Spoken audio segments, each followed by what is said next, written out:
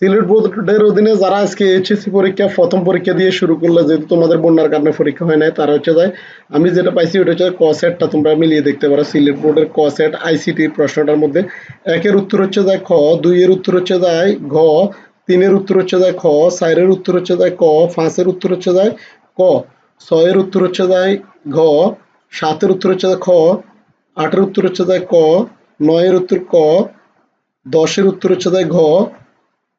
এটা হচ্ছে যায় সিলেট বোর্ডের, যেহেতু আজকে ফার্স্ট পরীক্ষা হইলো, সিলেট বোর্ডের এমসিকিউ আইসিটিটা আমি বলতেছি। 11-র উত্তর হচ্ছে যায় ঘ, 12-র উত্তর ঘ, 13-র উত্তর খ, 14-র উত্তর ঘ, 15-র উত্তর খ, 16-র উত্তর ঘ, 17 হচ্ছে যায় ঘ। এটা সেট কিন্তু ক, কিন্তু একটু মিলিয়ে দেখবে তোমরা কার কয়টা হয়েছে।